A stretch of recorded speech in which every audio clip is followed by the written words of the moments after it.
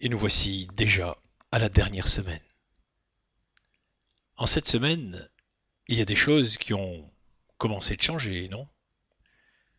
Il y a sûrement, enfin, peut-être, des questions qui commencent à travailler intérieurement celui ou celle qui se les pose honnêtement.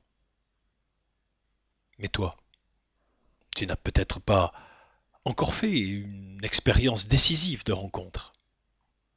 Quoi qu'il en soit, si j'imagine un chemin possible, normalement, tu as dû commencer à découvrir que tu as besoin du salut. Puis, les jours passant, tu as pu comprendre que Jésus t'a déjà sauvé. Tu n'avais qu'à croire activement. Tu n'avais qu'à proclamer Jésus comme ton Seigneur et Sauveur. Et de ce fait, tu recevais immédiatement le don du Saint-Esprit.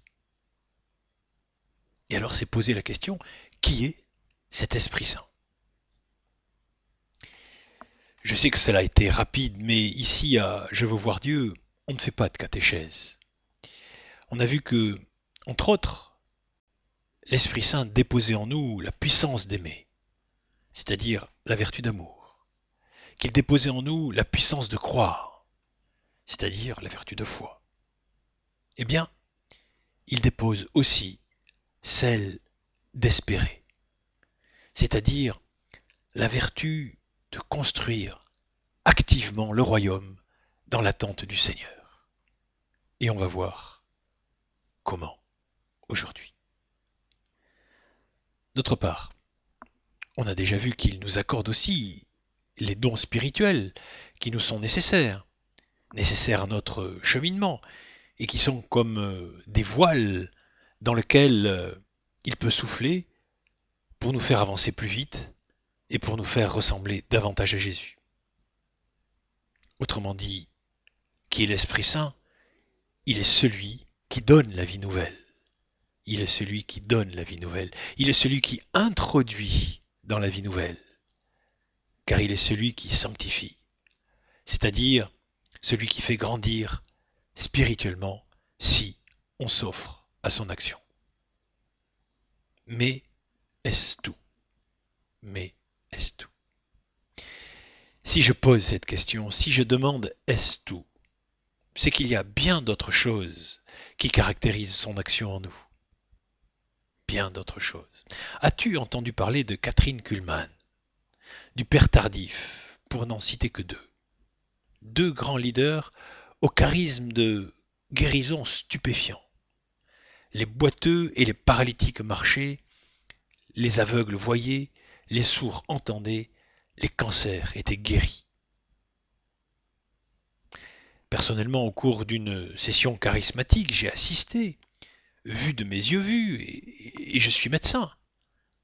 J'ai vu de mes yeux la guérison miraculeuse d'un paraplégique qui avait la moelle épinière sectionnée suite à un accident de la route, guérison qui à l'époque a fait la une des journaux en France. Au cours de notre ministère charismatique, des guérisons et miracles de tous ordres, j'en ai été le témoin, j'en suis le témoin, encore aujourd'hui. Car ce qu'annonce Jésus en Marc 16, 16 et suivant est vrai et se réalise encore aujourd'hui. Il dit aux apôtres, allez dans le monde entier, proclamez l'évangile à toute la création. Celui qui croira et sera baptisé sera sauvé, celui qui ne croira pas sera condamné. Et voici les signes qui accompagneront ceux qui auront cru en mon nom. Ils chasseront les démons, ils parleront en langue nouvelle, ils saisiront des serpents, et s'ils boivent quelque poison mortel, il ne leur fera pas de mal. Ils imposeront les mains aux malades, et ceux-ci seront guéris. C'est Jésus lui-même qui parle de l'évangélisation dans la puissance de l'Esprit. Il est des signes, des manifestations charismatiques, parfois spectaculaires, qui contribuent à l'évangélisation. Évangélisation par le feu de l'Esprit Saint. Donc, l'Esprit Saint veut reproduire en moi non seulement l'être de Jésus, mais aussi ses activités. L'Esprit Saint veut reproduire en moi non seulement l'être de Jésus, ce qu'il est, mais aussi ses activités, ce qu'il fait. En Jean 14,12, on peut lire « en vérité, je vous le dis, celui qui croit en moi fera, lui aussi, les œuvres que je fais. Il en fera même de plus grandes, parce que je vais vers le Père. Et tout ce que vous demanderez en mon nom, je le ferai, afin que le Père soit glorifié dans le Fils. » Alors, comment reproduire les œuvres de Jésus? Comment? Par les charismes. Par les charismes.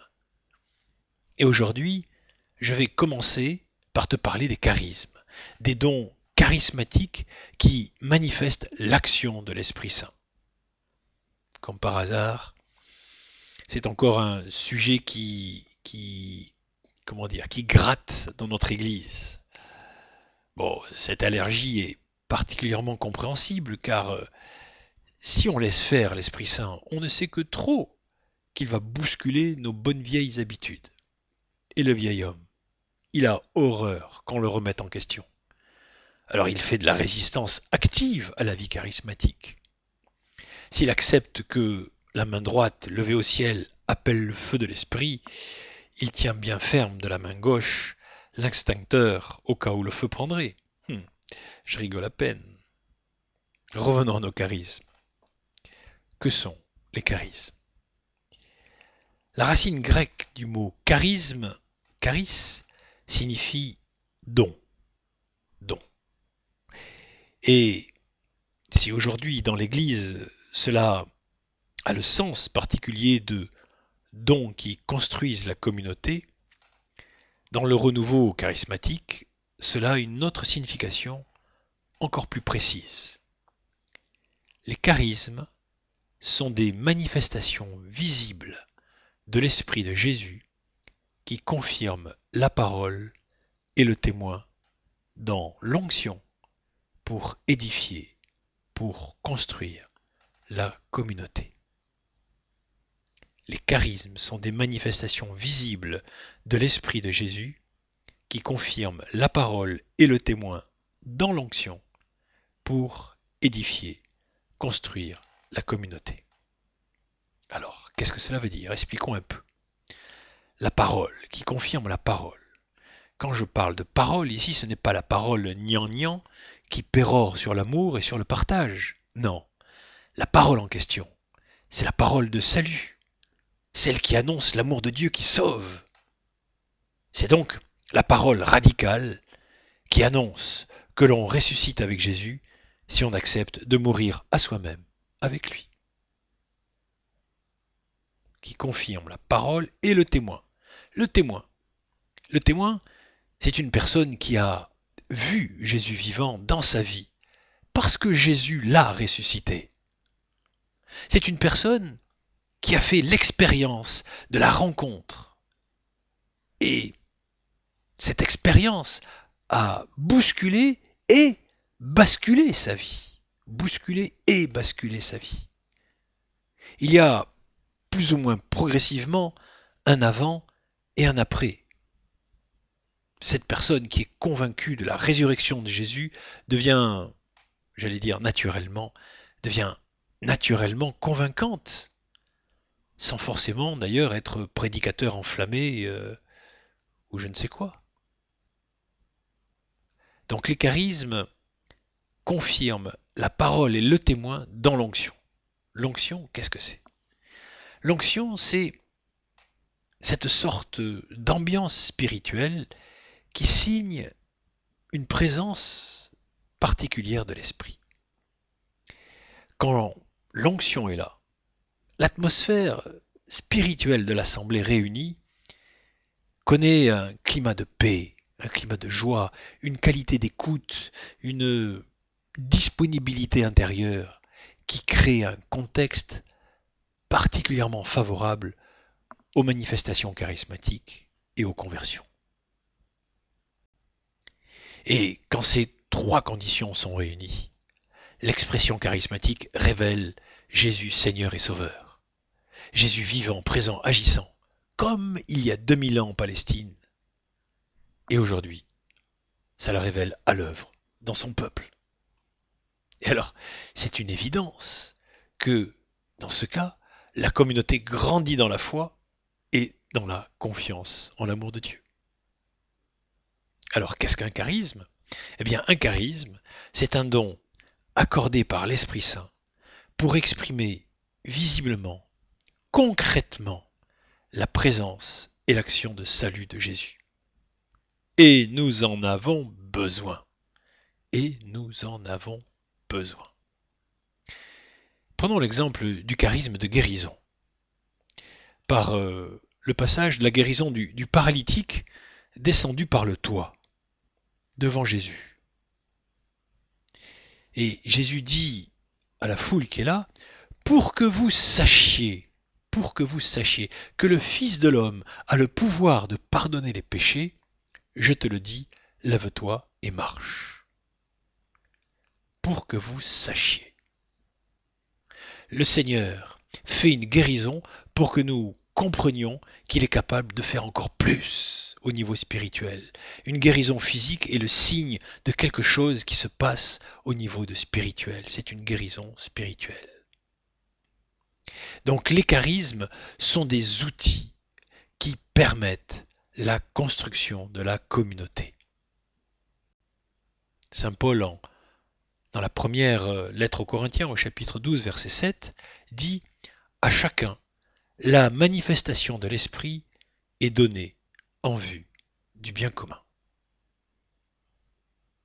Le bien commun, c'est dans l'intérêt de la communauté, l'édification de la communauté. Ces charismes, ils peuvent être divers, ordinaires ou extraordinaires, et ils sont gratuits. On le lit en 1 Corinthiens 12, 4, 11.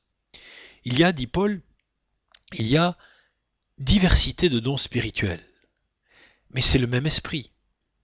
Diversité de ministères, mais c'est le même Seigneur. Diversité d'opérations, mais c'est le même Dieu qui opère tout en tous. À chacun, la manifestation de l'esprit est donnée en vue du bien commun. À l'un, c'est un discours de sagesse qui est donné par l'esprit. À tel autre, un discours de science, selon le même esprit. Un autre, la foi, dans le même esprit. À tel autre, les dons de guérison, dans l'esprit. À tel autre, la puissance d'opérer des miracles. À tel autre, la prophétie. À tel autre, le discernement des esprits. Un autre, les diversités de langues. À tel autre, le don de les interpréter. Mais tout cela, c'est l'unique et même esprit qui opère, distribuant ses dons à chacun, en particulier, comme il entend. Donc les charismes peuvent être divers, ordinaires ou extraordinaires, mais ils sont gratuits. Mais il faut les demander. Il faut les demander. Paul rajoute en 1 Corinthiens 14, 1 et 39, « Recherchez l'amour, mais aspirez aussi aux dons spirituels, surtout à celui de prophétie. Ainsi donc, mes frères, aspirez aux dons de prophétie, et n'empêchez pas de parler en langue, mais que tout se passe dignement et dans l'ordre. » Ok? Continuons, mais mettons les charismes à leur place. On ne peut séparer les charismes de l'amour. Et on va lire l'hymne à l'amour 1 Corinthiens 13 de Paul, où il dit « Aspirez aux dons supérieurs. » Mais je vais encore vous montrer une voie qui les dépasse toutes. Quand je parlerai les langues des hommes et des anges, si je n'ai pas l'amour, je ne suis pas plus qu'un airain qui sonne ou cymbale qui retentit. Quand j'aurai le don de prophétie et que je connaîtrai tous les mystères et toute la science, quand j'aurai la plénitude de la foi, une foi à transporter les montagnes, si je n'ai pas l'amour, je ne suis rien. Quand je distribuerai tous mes biens en aumône, quand je livrerai mon corps aux flammes, si je n'ai pas l'amour, cela ne me sert à rien.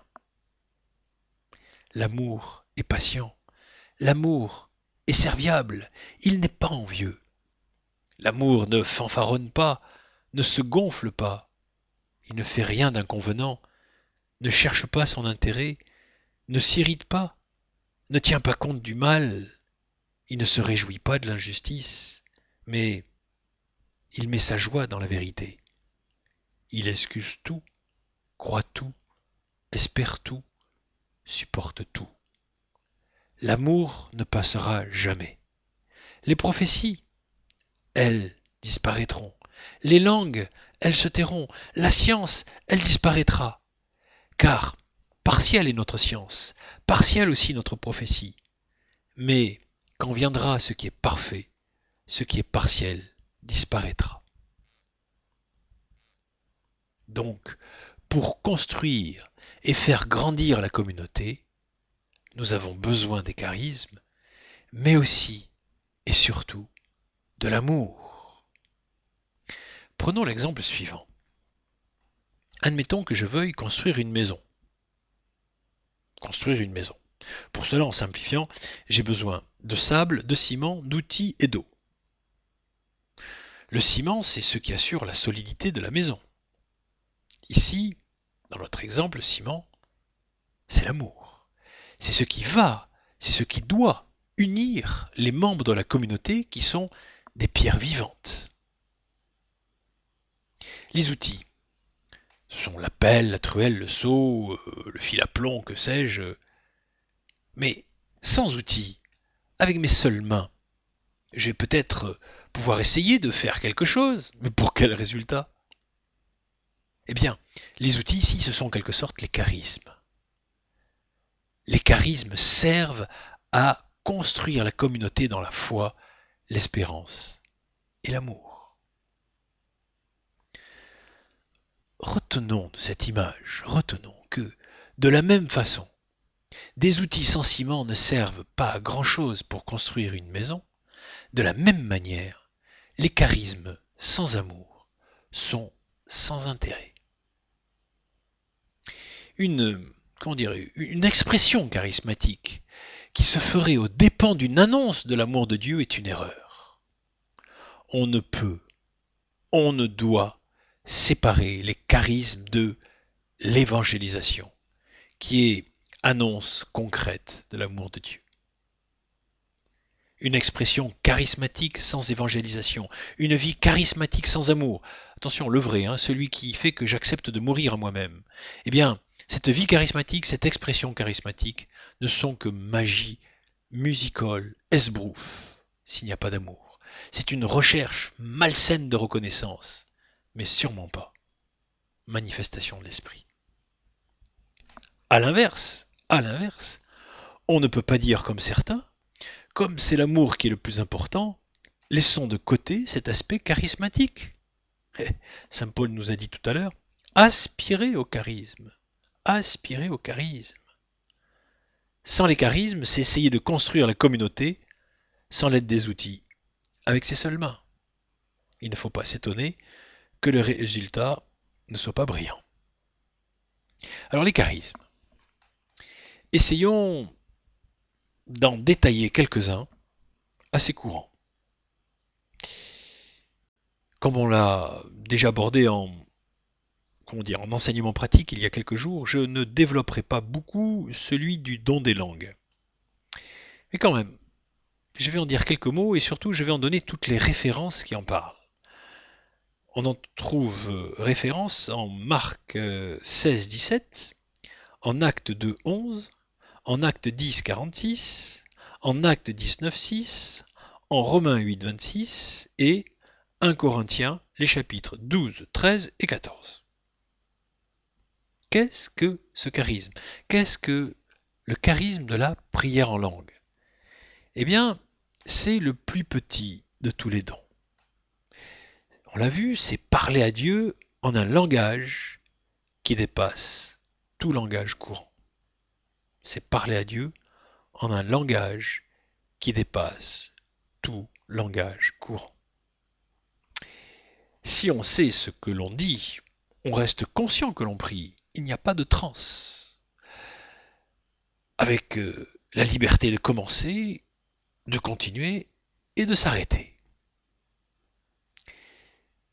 C'est le plus petit de tous les dons et il est offert à tous.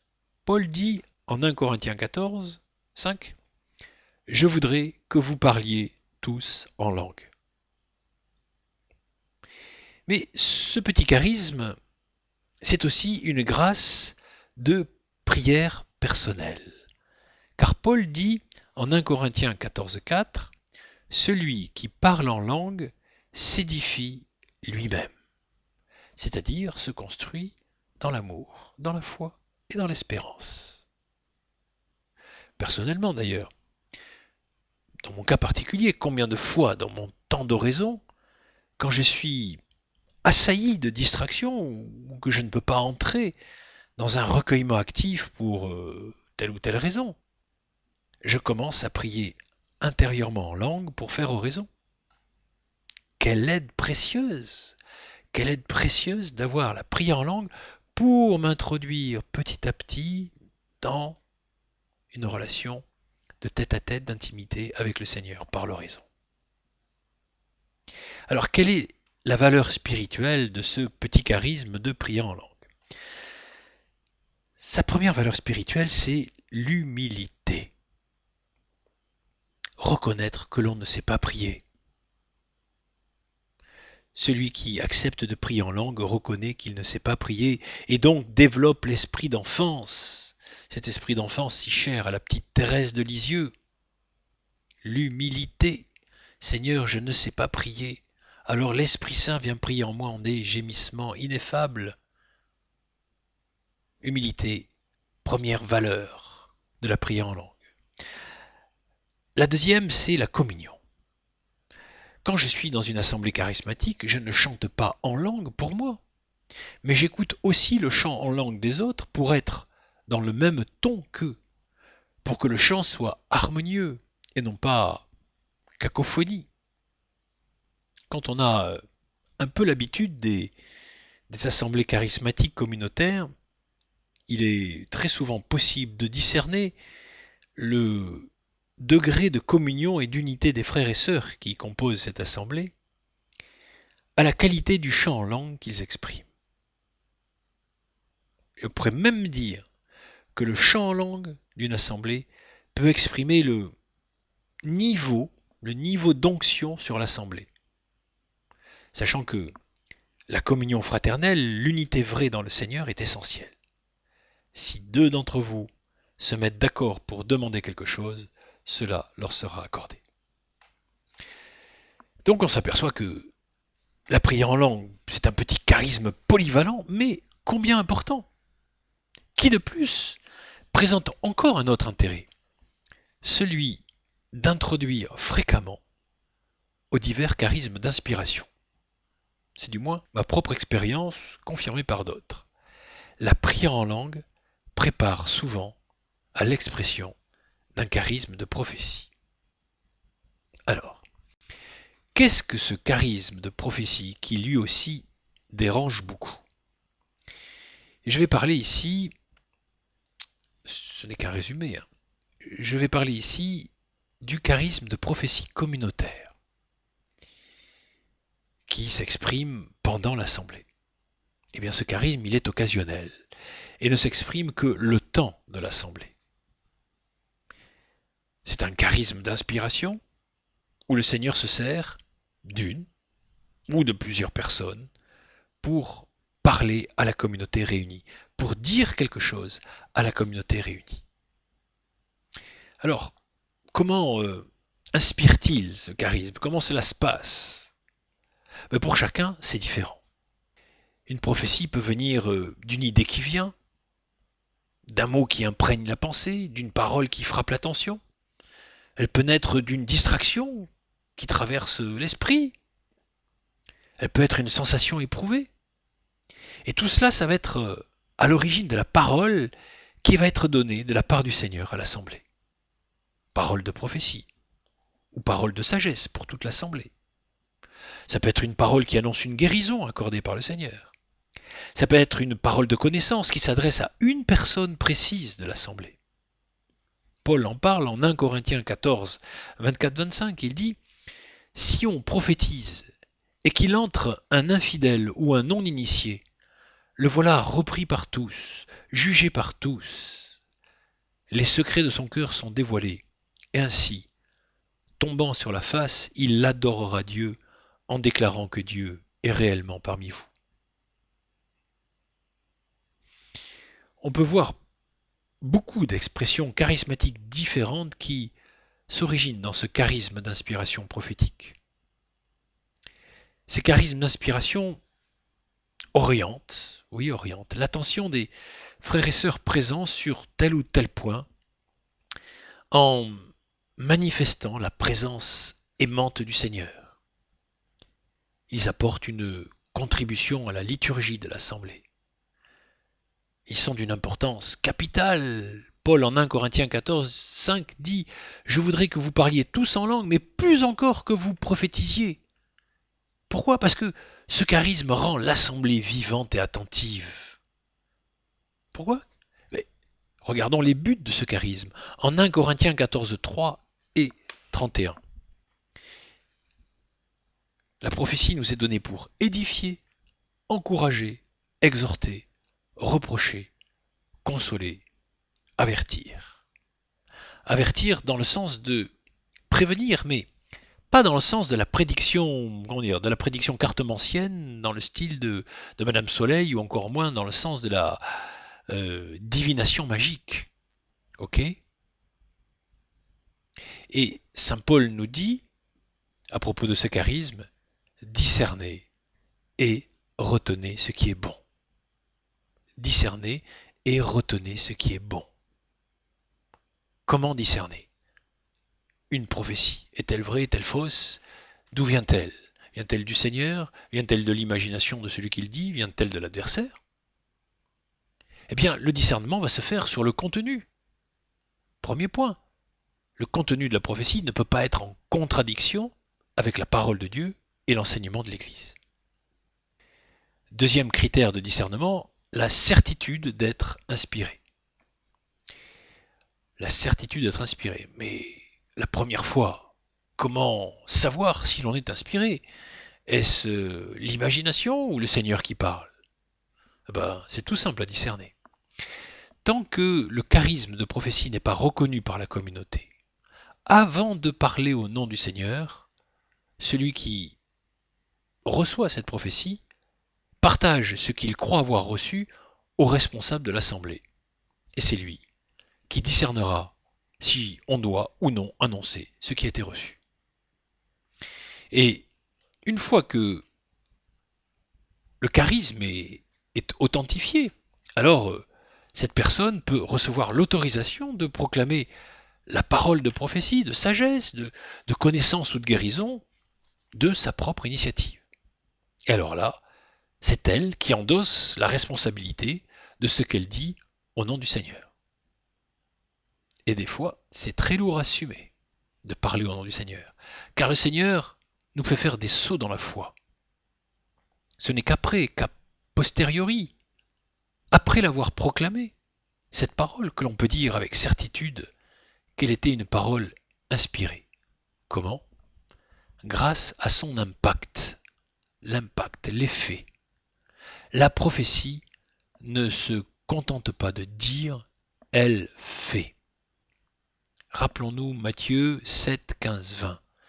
Méfiez-vous des faux prophètes, qui viennent à vous déguisés en brebis, mais au-dedans sont des loups féroces. C'est à leurs fruits que vous les reconnaîtrez. Cueille-t-on des raisins sur des épines ou des figues sur des chardons ? Ainsi, tout arbre bon donne de bons fruits, tandis que l'arbre mauvais produit de mauvais fruits. Un bon arbre ne peut porter de mauvais fruits, ni un arbre mauvais porter de bons fruits. Tout arbre qui ne donne pas un bon fruit, on le coupe et on le jette au feu. Ainsi donc, c'est à leurs fruits que vous les reconnaîtrez. Une prophétie n'est donc pas une pieuse parole. Par exemple, une prophétie qui appelle à l'unité, aide à l'unité, produit l'unité, fait entrer dans une unité renouvelée de l'Assemblée. De même, une parole de connaissance se doit d'être confirmée par celui ou celle qui la reçoit. soit publiquement, soit en privé, auprès du responsable de l'Assemblée ou à la personne qui l'a donnée. Elle doit être confirmée. De même pour une parole de guérison. Sinon, les prochaines fois, le prophète se taira. Il va douter de son charisme. Alors, pourquoi le Seigneur accorde-t-il de tels dons aujourd'hui? C'est que nous en avons besoin. Il sait combien notre capacité à croire, il sait combien notre capacité à aimer, et surtout notre capacité à durer dans la foi et dans l'amour, est petite, toute petite. Alors, il nous propose d'accueillir les charismes pour que nous puissions expérimenter ensemble la proximité de son amour. Personnellement, j'ai assisté à des assemblées où les paroles de connaissance transperçaient littéralement le cœur de ceux qui la recevaient. On les voyait pleurer à chaudes larmes de se sentir connus et aimés par le Seigneur. Et c'est vrai que de telles assemblées sont vivantes. De telles assemblées manifestent concrètement la proximité et la réalité de l'amour de Dieu. N'est-il pas plus humain de vivre sa vie de foi avec l'aide de telles assemblées qu'avec des cérémonies quelque peu soporifiques?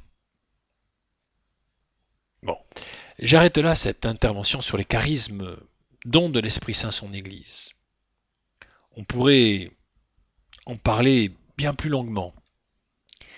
Mais pour l'instant présent, à Je veux voir Dieu, nous dégrossissons. Nous introduisons pour donner le goût d'approfondir. Plus tard, soit par des recherches et expériences personnelles, soit, et je le souhaite même sur ce site, par d'autres intervenants. Donc, aujourd'hui, ne méprisons pas les charismes, ces dons de Dieu. Ils construisent la communauté. C'est vrai qu'une communauté peut grandir sans. Mais une assemblée qui vit cela régulièrement, la vie charismatique, est stimulée dans sa foi, dans son amour, dans son espérance. Le Seigneur est là, manifestant son amour. On ne peut dire qu'Alléluia. La louange est bien d'ailleurs une expression charismatique.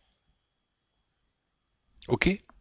Alors, continuons à découvrir, toujours en quelques mots, l'action de l'Esprit Saint, du moins ce qui peut être le plus important dans un début de cheminement. Eh bien, je l'avais promis précédemment, eh bien voilà, promesse tenue, même si cela va déplaire à certains frères et sœurs d'autres dénominations chrétiennes qui vont peut-être en avoir les gencives agacées. Mais Je veux voir Dieu n'est pas un site interconfessionnel, c'est un site écuménique où nous demandons aux autres sensibilités confessionnelles de respecter notre droit d'exprimer pleinement notre foi catholique. Et donc je vais parler maintenant de Marie, la Vierge Marie, mère de Jésus-Christ de Nazareth, Dieu qui s'est fait homme. Et on comprendra mieux ce que veut dire ce passage de Jean 17, l'Esprit Saint vous enseignera toutes choses nouvelles. Car c'est l'Esprit Saint qui nous fait découvrir la place, qui nous fait découvrir le rôle de la très sainte Vierge Marie.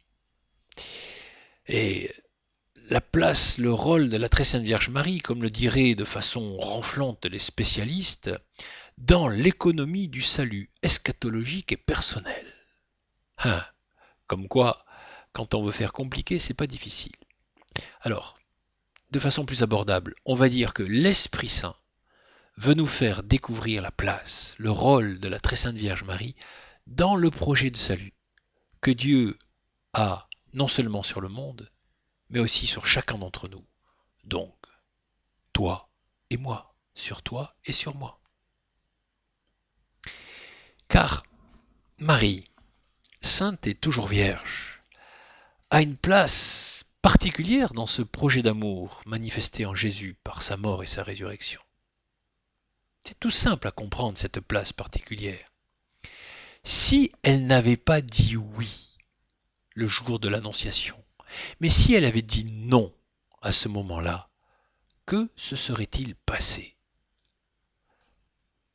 Jésus n'aurait pas pu venir parmi nous pour nous sauver. Jésus ne serait pas venu parmi nous. Et ce non, elle pouvait très bien le dire. On a des antécédents remarquables dans la Bible avec Adam et Ève.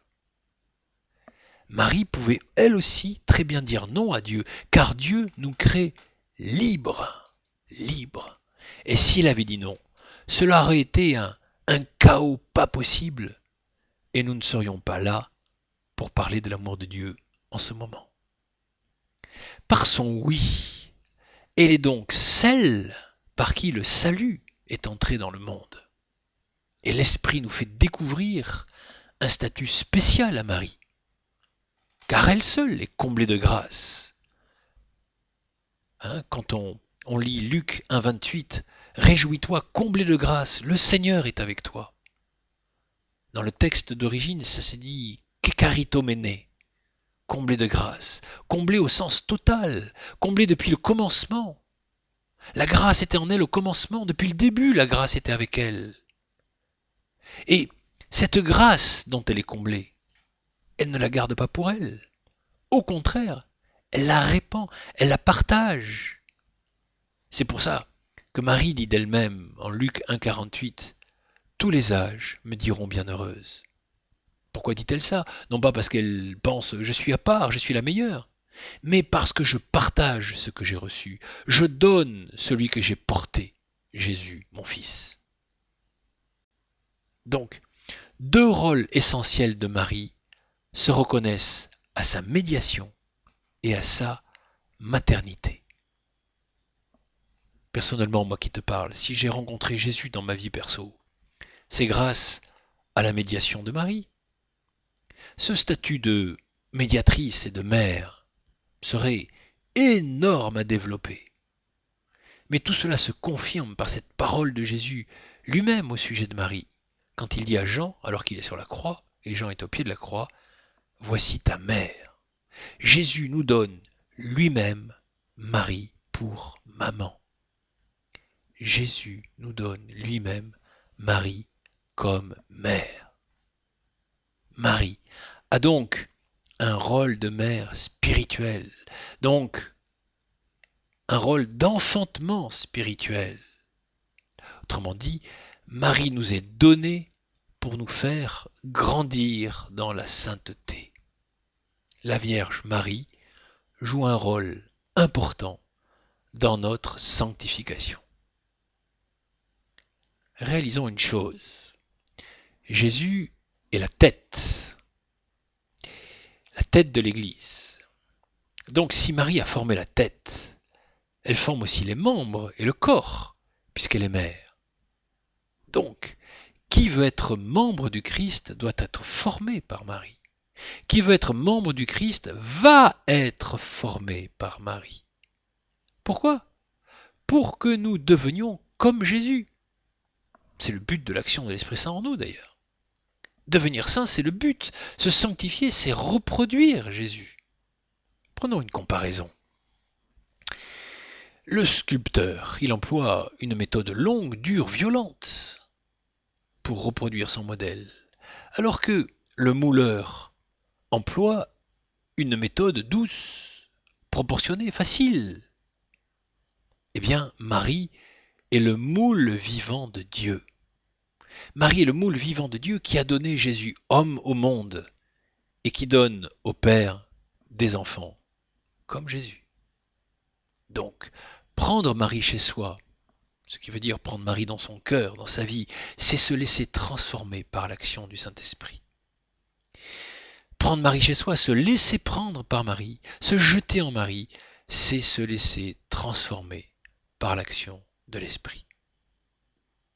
Concrètement, qu'est-ce que ça veut dire? Eh bien, n'ayons pas peur de nous consacrer à Marie pour la gloire de Dieu. N'ayons pas peur de prier avec le chapelet, par le chapelet. Le chapelet, le rosaire, est une puissante prière qui attire l'Esprit Saint. La méditation des mystères qui composent le chapelet est une aide précieuse au cheminement et à la persévérance sur ce cheminement de vie nouvelle. D'ailleurs, j'ai préparé un enseignement spécial sur la prière du chapelet que je mettrai bientôt en ligne, tant la compréhension de cette prière nous permet de saisir la main de Marie pour qu'elle nous aide à cheminer sur ce chemin de sanctification. Et quand on tient la main de la maman, le Fils n'est pas loin. Il nous est nécessaire de faire l'expérience de la présence maternelle, protectrice dans notre vie de la Vierge Marie. C'est une présence particulièrement discrète, ténue, mais ô combien réelle et féconde. Voilà donc encore une action importante de l'Esprit Saint. Nous faire découvrir Marie qui nous conduit et nous aide à suivre et à vivre de son Fils. Je peux illustrer cela d'un petit Fioretti, une petite histoire qui m'est arrivée et qui m'a bien confirmé le rôle médiateur de Marie, mère, on va le voir, très charismatique. Ma fille, depuis sa naissance, faisait des bronchites asthmatiformes qui nécessitaient l'emploi de cortisone pour atténuer la crise sans la guérir vraiment. C'était un souci pour moi en tant que père et médecin. Et plusieurs fois, j'avais demandé sa guérison au Seigneur par l'intermédiaire de frères et sœurs dans la foi, et pas des moindres, qui lui avaient imposé les mains, sans succès. Un jour, c'est un dimanche après-midi, on clôturait une session charismatique par une belle louange, et c'est à la fin d'une messe, lorsque le prêtre qui venait de célébrer la messe prit l'icône de Marie porte du ciel et se mit à danser en la tenant haut, à bout de bras, cette icône de Marie porte du ciel. Alors toute la foule du peuple de Dieu se mit, on est en Afrique, toute la foule du peuple de Dieu se mit à danser avec lui autour d'elle. Moi, j'avais ma fille de 2 ans dans mes bras pour la protéger de cette foule, quand j'ai comme entendu, comme compris, si ta fille touche l'icône, elle sera guérie. Un peu comme l'épisode de la femme hémorroïde qui vient toucher Jésus par derrière au milieu d'une grande foule et qui s'en trouve guérie. Bah, ça mange pas de pain, sans attendre, je me suis frayé un chemin jusqu'au prêtre et là j'ai soulevé ma petite fille qui a touché l'icône. Que s'est-il passé? Eh bien le ciel ne s'est pas ouvert en deux, nulle voix ne s'est fait entendre, elle a touché l'icône, point barre. Mais depuis, elle n'a jamais refait une seule crise de bronchite asthmatiforme. Voilà un témoignage de Marie, médiatrice et charismatique.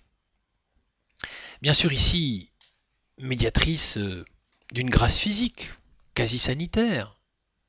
Mais si elle est capable de guérir de l'essoufflement dû à l'asthme, c'est aussi le signe, grâce à l'Esprit de Jésus, elle peut nous libérer de l'asphyxie spirituelle qui guette l'homme et la femme d'aujourd'hui. Elle est capable de nous aider à accueillir le souffle de vie, le pneuma, l'esprit qui va agir en nous et par nous. Oui, Marie, c'est vraiment quelqu'un à découvrir. Cela vaut vraiment le coup. D'autant plus qu'elle est d'une tendresse pas possible. Continuons sur les actions de l'esprit. Autre action, c'est lui qui nous fait comprendre, qui me fait découvrir l'importance de l'Église en tant que corps du Christ et peuple de Dieu. Qu'est-ce à dire? C'est-à-dire la hiérarchie, les sacrements, les dogmes, ses enseignements de l'Église, etc., etc. Et là, aujourd'hui, dans notre Église catholique, il n'y a que lui, l'Esprit Saint, qui puisse aider à comprendre et accepter cela. Car en face, il y a une contestation permanente, soit déclarée ouvertement, ou soit insidieuse, de l'intérieur même de l'Église, qui gangrène notre Église, qui remet en question systématiquement la primauté de Pierre, l'autorité des évêques, l'enseignement de l'Église, etc., etc. C'est clair qu'il faut vraiment une bonne dose d'esprit pour comprendre la position de l'Église sur le divorce, le préservatif, la chasteté, l'avortement, etc. Comprendre tout cela dans une société qui prône, qui légalise et vit le contraire. À San Damiano, le lieu de pèlerinage marial où j'ai vécu ma rencontre personnelle avec Jésus en 1981, là-bas on parle de l'amour des trois blancheurs. Les trois blancheurs, qu'est-ce que c'est? La première blancheur, c'est Jésus Eucharistie. L'amour de Jésus Eucharistie, première blancheur. La deuxième blancheur, c'est Marie, Mère de Dieu et des hommes. Et la troisième, c'est le Saint-Père. Et par extension, plus précisément, l'Église. Et un jour, je partageais cela à un prêtre. Et il m'a dit, tu as reçu une grande grâce que celle de l'amour des trois blancheurs. Et c'est vrai que pour moi, je dois le reconnaître, cela ne me pose aucun problème. Je suis catholique, à l'aise avec l'Église, heureux de l'être catholique, même si par moments je suis consterné de la frilosité ou l'apathie de certains de ses membres. Mais si l'esprit, continuons, si l'esprit nous fait comprendre non seulement l'Église avec son aspect hiérarchique, sacramentel, dogmatique, il nous fait aussi comprendre que Jésus n'est pas venu pour sauver des individus isolément, mais pour former un peuple saint. 1 Pierre 2,9. Pour former un royaume. Matthieu 4,17. Pour former un corps. 1 Corinthiens 12. Où la caractéristique principale, c'est l'unité et l'amour. Il suffit de lire Jean 17, 21 et Jean 13, 34-35. Alors, je réalise que la communauté n'est pas une structure, mais que la communauté, c'est le lieu où se réalise le salut en Jésus, qui nous libère de tout péché. C'est le lieu où nous partageons la Seigneurie de Jésus dans tous les aspects de notre vie et de nos relations. C'est très concret. C'est le lieu où nous recevons constamment l'Esprit Saint. Je comprends qu'un chrétien seul, c'est un chrétien mort, ou qui ne va pas tarder à revenir à son Égypte natale. C'est-à-dire, je comprends que je ne peux pas rester seul à vivre ma petite foi. Je comprends que j'ai besoin de frères et sœurs. Ce qui est merveilleux à vivre, c'est de voir, et je l'expérimente avec la communauté de l'arbre de vie, c'est de voir un groupe se convertir en communauté lorsque chacun des membres, ayant eu son expérience personnelle de Jésus comme Seigneur et Sauveur, tous ensemble, comme peuple de Dieu, on cherche à vivre, on cherche à avoir maintenant des expériences continuelles, progressives de salut et de sanctification, en s'aidant les uns les autres dans la mouvance surprenante de l'esprit. Si je dois parler de la communauté L'Arbre de Vie, je dois reconnaître que nous sommes loin d'être la communauté idéale. Mais on est quand même bien loin d'être la communauté club, la communauté ghetto ou bunker. On essaye vraiment de mettre le Seigneur au centre, et donc, il peut rayonner. Et, comme le dit la parole de Dieu, c'est dans ces rayons que nous trouvons la guérison. Et toi, si tu veux grandir dans la vie intérieure est spirituelle, si tu veux approfondir cette rencontre personnelle qui veut bousculer, basculer ta vie, il est vital que, tôt ou tard, sous l'action de l'esprit, tu découvres et vives cette dimension communautaire et ecclésiale. Vital. Ok? Vierge Marie, nous nous tournons vers toi avec un cœur simple et confiant. Aide-nous à accueillir l'action de l'Esprit. Aide-nous à accueillir les charismes qu'il veut nous accorder. Aide-nous à comprendre l'importance de l'Église et de la communauté fraternelle. Vierge Marie, fais-nous expérimenter ton amour maternel. Réjouis-toi, Marie, pleine de grâce. Le Seigneur est avec toi. Tu es bénie entre toutes les femmes, et Jésus, le fruit de ton sein, est béni. Sainte Marie, Mère de Dieu, prie pour nous, pauvres pécheurs, maintenant et à l'heure de notre mort. Amen. Alléluia. Mais avant de nous séparer, je vais introduire l'expérience de cette semaine. Nous avons parlé lors de la 4e semaine de ce séminaire, nous avons parlé des blessures intérieures. Est-ce que nous ne pourrions pas maintenant en demander la guérison par l'action de l'Esprit? Est-ce que nous ne sommes pas prêts à cela? Car est-ce que nous n'aurions pas en nous, dans le fond de notre cœur, des empêchements, des blocages inconscients qui s'opposent à la vie dans l'esprit? Est-ce que nous n'aurions pas besoin de cette guérison intérieure pour libérer en nous l'action de l'esprit? Alors, ces blessures, c'est peut-être beaucoup de choses, notamment les blessures de la mémoire, de l'affectivité, tous ces événements subis que j'ai vécus et qui m'étouffent inconsciemment, qui provoquent en moi des réactions bizarres ou franchement pas évangéliques. Peur, agressivité, fuite, jalousie, colère, méfiance, autoritarisme, légalisme, complexe d'infériorité, sentiment de culpabilité, pessimisme, etc., etc. La liste serait longue. Donc demander cette guérison, cela se prépare.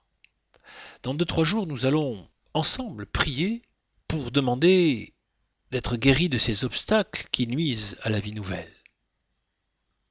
Nous allons demander à expérimenter ce que Jésus a dit. Venez à moi, vous qui peinez et ployez sous le fardeau, et moi, je vous soulagerai. Vous trouverez le soulagement de vos âmes. Matthieu 11, 28, 29. Alors je te propose maintenant de découvrir la prière que nous allons prendre ensemble. Elle est, si je ne me trompe pas, du Père Tardif dont nous faisions allusion au début de cet enseignement. Lisons-la maintenant pour mieux en comprendre le sens et mieux nous préparer à cette célébration. Père de bonté, Père d'amour, je te bénis et je te rends grâce, parce que, par amour gratuit, tu nous as donné Jésus. Merci Père, car sous l'action de l'Esprit, je comprends qu'il est la lumière, que c'est lui le chemin, la vérité et la vie, qu'il est le bon berger qui est mort pour que nous ayons la vie en abondance. Alors aujourd'hui, je me présente à ton regard d'amour, pour que tu viennes exercer en moi et développer en moi la seigneurie et le salut de ton Fils par l'action de l'Esprit. Tu me connais par mon nom, tu connais toute ma vie, tu connais mon cœur et les blessures de mon histoire. Tu sais ce que j'ai voulu faire et n'ai pas fait. Tu sais tout ce que j'ai fait et aussi le mal qu'on m'a fait. Tu connais mes limites, mes erreurs et mon péché. Tu connais les traumatismes intérieurs, les complexes et les blessures de mon cœur. Je te demande, par l'amour de ton Fils Jésus, de répandre ton Esprit Saint sur moi, pour que la chaleur de ton amour, qui guérit tout, pénètre au plus profond de mon cœur. Guéris-moi, Seigneur. Guéris dans le passé de mon existence ce qui a besoin de l'être. Bénis-moi depuis l'instant de ma conception dans le sein de ma mère et libère-moi de ce qui a pu avoir une influence négative sur moi pendant toute cette période. Relève-moi de ce qui a pu me nuire au moment de ma naissance. Et merci Seigneur d'avoir été là pour me recevoir dans tes bras, à cet instant, pour m'assurer que toi, tu ne m'abandonnerais jamais. Seigneur, entoure mon enfance de ta lumière. Touche de ta main guérissante ce qui, dans ma mémoire, a pu me traumatiser. Si j'ai manqué d'amour maternel dans mon enfance, envoie-moi la très sainte Vierge Marie par ton esprit d'amour pour remplacer ce qui m'a manqué à ces moments-là. Demande-lui de m'entourer de ses bras, de me bercer, de remplir toutes ces parties de moi-même qui sont vides et qui aspirent à cette chaleur, à ce bien-être que seule une maman peut donner. Si j'ai été privé d'amour paternel, fais Seigneur que je puisse crier Abba Père avec mon être tout entier. Et si j'ai encore besoin d'amour et de sécurité paternelle, qui m'assure que j'ai été désiré et aimé profondément, je te demande de me garder dans tes bras si forts et protecteurs. Visite-moi, Seigneur. Visite mon cœur dans ma situation actuelle. Demande à Jésus d'entrer dans mon cœur qui a peur d'aimer, comme il est entré dans le cénacle où étaient ses disciples apeurés. Il est apparu au milieu d'eux et leur a dit « La paix soit avec vous ». Visite mon cœur et donne-moi ta paix. Remplis-moi de ton amour, car l'amour chasse la peur. Délivre-moi de mes angoisses, de mes amertumes, de mes aigreurs et de ce qui en est l'origine. Délivre-moi de mes cauchemars, de mes fantasmes et de ce qui en est l'origine. Délivre-moi de la désolation spirituelle et de la sécheresse. Fais jaillir dans mon cœur les fruits de ta présence, amour, paix, joie. Que l'Esprit Saint investisse, inonde et submerge mon cœur pour le guérir de tout ce qui, inconsciemment, l'opprime et m'empêche d'aimer, pour me remplir de pardon et d'amour, de pureté et de bonté, de prière et de ferveur, de justice et de paix, de joie et de douceur. Je te rends grâce, Père, pour ce que tu fais aujourd'hui et maintenant dans mon cœur et dans ma vie. Je te rends grâce de tout cœur, car c'est toi qui guéris, c'est toi qui me libères, c'est toi qui brises mes chaînes et me rends la liberté d'aimer. Je te rends grâce pour la merveille que je suis. Comme tu es grand, Seigneur, sois loué et béni, Seigneur. Merci, Seigneur. Amen. Alléluia. Bon, cette prière n'est pas magique. Ce qui va compter, c'est l'ouverture et la sincérité de notre cœur qui demande un bien. Une attitude intérieure d'enfant qui s'abandonne, qui fait confiance. Voilà ce qui est nécessaire. Voilà pourquoi tu pourrais imprimer cette page qui contient toute cette prière de demande et de foi confiante, afin que tu puisses, dans l'oraison, avant sa mise en pratique dans quelques jours, pour que tu puisses la reprendre, la méditer, en comprendre le sens intérieur, en découvrir sa portée dans ta vie, à toi, pour qu'elle porte du fruit, tout son fruit, et que le Seigneur puisse guérir ton cœur blessé, même dans son inconscient. Vierge Marie, nous nous confions à toi, et je te prie maintenant pour celui, pour celle qui va faire cette démarche, afin que tu l'aides à accueillir la guérison de l'Esprit Saint.